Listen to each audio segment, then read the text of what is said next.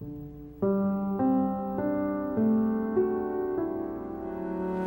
es el pueblo que alcanza, entre el tiempo y su constancia, beber entre la fragancia de la vida y su esperanza. Un pueblo que canta y danza con sangre en el corazón, que vibra con la emoción de una historia palpitante que se escribe a cada instante en el pueblo de Barrón. ¡Bravo!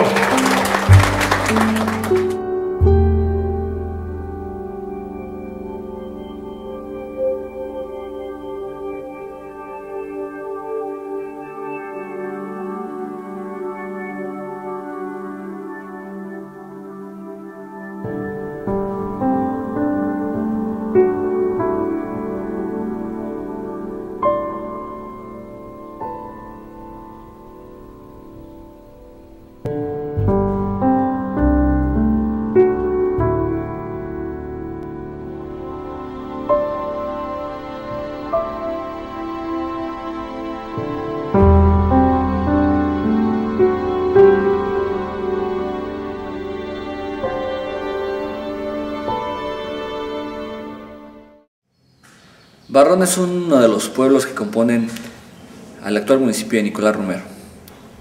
Esta afirmación, que es una afirmación muy sencilla, tiene unas implicaciones históricas muy amplias.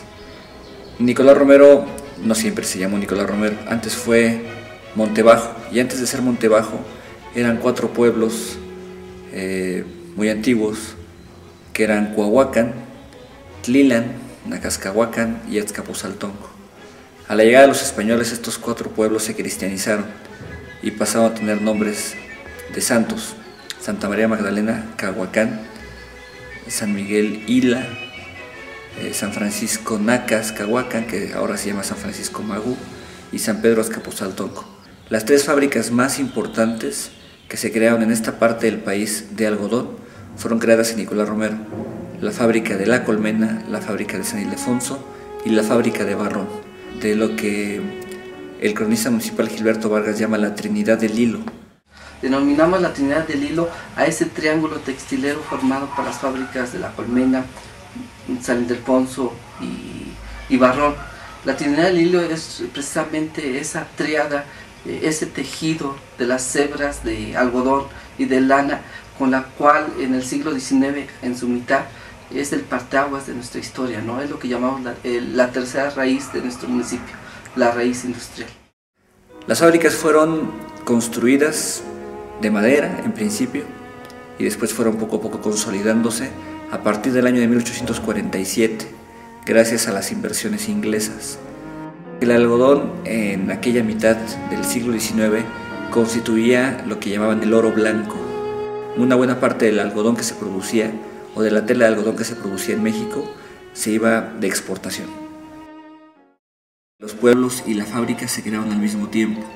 Está una fábrica y alrededor se crean rancherías, que es donde viven los obreros, y también se crean las escuelas, la iglesia y una institución que después llegaron a odiar los propios habitantes, que era la tienda de raya. Entonces era un pueblo muy cerrado, donde solamente importaba lo que decía el administrador de la fábrica. Los habitantes no eran nativos de ahí, llegaron de varias partes. Unos llegaron de Tlaxcala, otros llegaron de lugares como Acambay o Tlalmanalco, y muchos llegaron de Magú. ¿Por qué de Magú? Porque los indígenas otomíes de Magú eran hábiles tejedores de ixtle, esta tela, esta fibra que sale del maguey, y esa experiencia en telar les ayudó mucho como obreros en los pueblos creados por la fiebre del algodón. Barrón es un pueblo que creció alrededor de una fábrica y que creció alrededor de un río. Fue compañía Barrón Colmena. Sí, aquí se hacían fábricas de hilados y Colmena eran los terminados. Todas las casas eran de la fábrica, eran las rancherías. Las rancherías y las casas por allá abajo y todas por acá arriba. Pero después de haber cerrado la fábrica, los dueños, cuando ya no pudieron con el contrato, empezó una huelga, dicen: ¿saben qué hacen cuentas? Les dejo la fábrica. Y el río, el agua era cristalina, nos metíamos al agua. Esa era nuestra diversión. ¿Se podía tomar el agua del río? Si las mamás lavaban en el río. No. Sí. En el río y en la fuente que había aquí, donde está ahora. Aquí, ¿no? El paisaje de Barrón es lo que más ha quedado en la memoria de la gente que todavía lo alcanzó a ver. Las cascadas. Pues lo principal, la cascada. Teníamos una cascada maravillosa, que era el adorno del pueblo.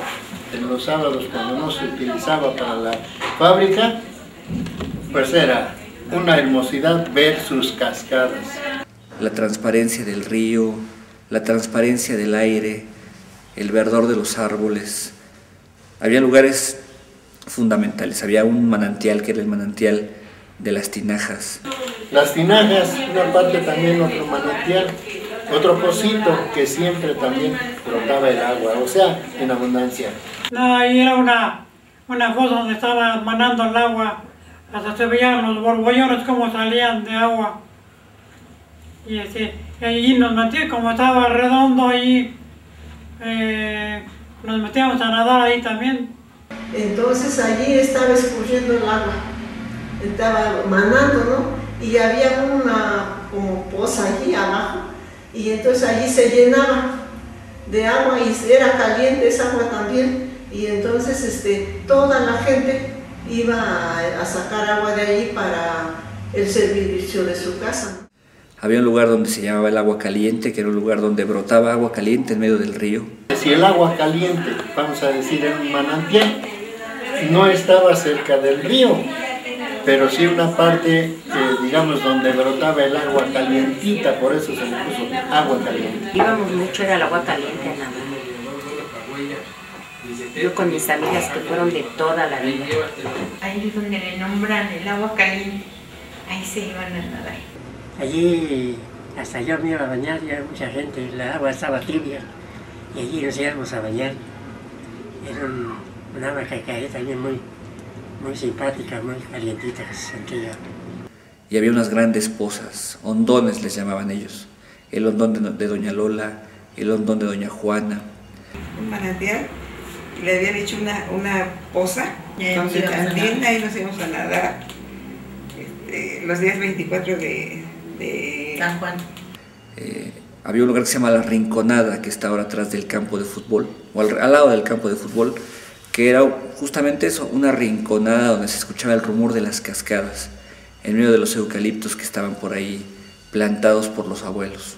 Nos parecía tan bonito el pueblo que aunque teníamos oportunidad de salir fuera, días de campo y eso, nos íbamos a un rinconcito de aquí del campo de fútbol, que le llaman La Rinconada, y ahí hacíamos unos días de campo preciosos. Este paisaje suave, este paisaje nítido, este paisaje limpio es lo que más añoran los habitantes del pueblo de Barrón. Hacia 1860 llegan a México unas personas que se llamaban anarquistas. Llegaron influidos por las ideas de los pensadores franceses que hablaban de organizar a la clase trabajadora. Plotino Rodantaki, que era una persona de origen griego que había pasado en Francia y había sido amigo de Proudhon, que es uno de los pensadores anarquistas más importantes, llegó a La Colmena, a Barrón y a San Ildefonso, a organizar círculos de obreros libres. Tenemos menos de 3 décadas de ser México independiente y sobre todo que a menos de 2 décadas ya tenemos las primeras emancipaciones obreras que entienden un concepto internacional, hablan de proletariado, hablan del burgués, entonces ya se da la génesis de una conciencia de clase obrera. Entonces, la organización obrera, muy incipiente, que no existía en ninguna parte de México, se empezó a dar en estas partes del país. La creación de una pequeña célula sindical se festejó con un gran baile, dicen las crónicas, con un gran baile en un pueblo que estaba situado entre San Ildefonso y La Colmena. El único pueblo que había era el pueblo de Barrón.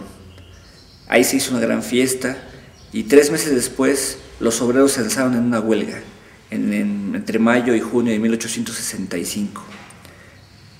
Como 2 años antes o 1 año antes había pasado por La Colmena un muy hábil tejedor, posiblemente de origen otomí, el que venía de Hidalgo, de Nopala, que se llamaba Nicolás Romero, que después se lanzó a la lucha contra la invasión francesa al mando de sus chinacos. Y Nicolás Romero fue fusilado en marzo de 1865, y 3 o 4 meses después los obreros, inspirados en una necesidad de reivindicar sus derechos, se lanzaron también a la huelga. La huelga duró muy poco y costó 17 muertos, reprimidos por las fuerzas del emperador Maximiliano, y los restantes obreros fueron llevados en cuerdas, amarrados en cuerdas, caminando hasta la cárcel de Tepeji del Río. Esta experiencia sangrienta hizo de la fábrica de Barrón y de la fábrica de La Colmena y de San Ildefonso polos donde el pensamiento obrero empezó a gestarse de una manera discreta, callada, pero eficaz.